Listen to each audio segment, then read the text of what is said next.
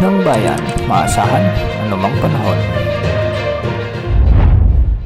Magandang araw po sa ating lahat. Narito ng latest update sa lagay ng ating panahon ngayong araw ng Biyernes, October 25, 2024 at sa binabantayan nating si bagyong si Christine at ang bagong bagyo sa labas ng ating area of responsibility. Napanatili ni bagyong Christine ang kanyang lakas habang kumikilos na ito ng west-northwest sa bahagi ng kanluran ng Northern Luzon. Huling namatan ang sentro ni bagyong Christine sa layong 125 kilometers hilagang kanluran ng Bacnotan, La Union.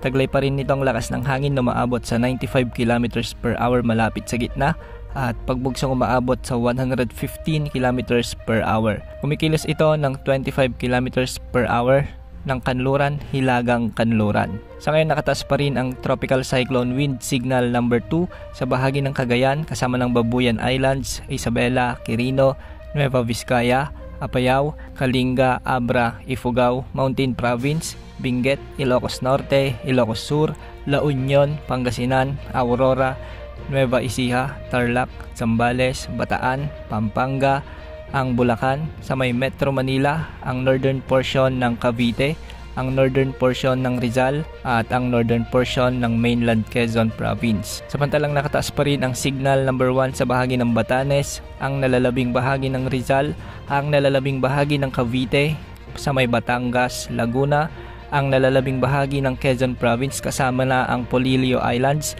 Occidental Mindoro, kasama ng Lubang Islands, Oriental Mindoro, Marinduque, Romblon, ang northern portion ng mainland Palawan, kasama na ang Calamian, Cuyo at Kalayaan Islands, Camarines Norte, Camarines Sur, Catanduanes, Albay, ang northern at central portions ng Sorsogon at ang northern and central portion ng Masbate, kasama na ang Ticao at Burias Islands. Samantalang sa Visayas, signal number 1 pa rin sa may Aklan, Capiz, Antique, kasama ang Caluya Islands, ang northwestern portion ng Iloilo. Ang mga nasabing lugar ay posibleng makaranas pa rin ng malalakas na pagulan at pagbugso ng hangin dulot ng direktang epekto ni bagyong Christine. Base naman sa latest forecast track na inilabas ng Pag-asa, patuloy na kikilos si bagyong Christine sa direksyong west-northwest sa susunod na 48 oras at posibleng mamayang hapon ay makalabas na ito ng ating area of responsibility. Ayon naman sa extended outlook nito, posibleng umikot o bumalik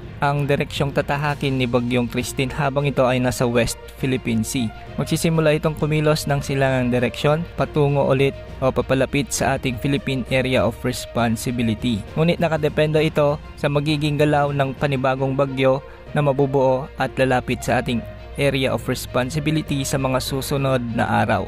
Habang ito ay nasa West Philippine Sea, inaasahang ito ay lalakas pa at hindi rin inaalis ang posibilidad na ito ay lumakas pa bilang typhoon category. Makikita natin sa ating satellite animations na may makakapal pang kaulapan sa bahagi ng La Union, Pangasinan, Zambales, Bataan, ilang bahagi pa ng Central Luzon gaya ng Tarlac, Bulacan at Pampanga. May mga pag-ulan pa rin sa mga lugar na ito kasama na ang Metro Manila at ilang bahagi ng Calabarzon.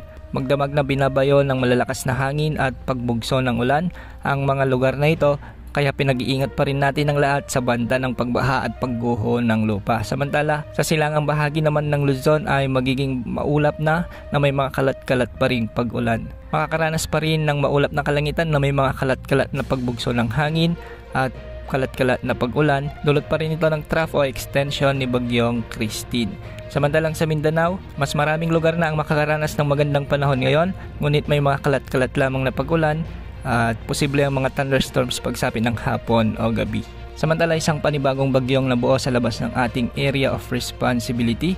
Ito ay nasa layong 2,330 kilometers silangan ng northeastern Mindanao. Taglay nito ngayon ang lakas ng hangin na maabot sa 55 kilometers per hour malapit sa gitna at pagbugsong maabot sa 70 kilometers per hour.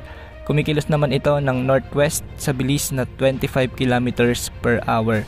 Ayon sa forecast track naman nito, posible itong lumapit o pumasok sa ating area of responsibility, ngunit hindi naman nakikitang tatama sa anumang bahagi ng ating bansa.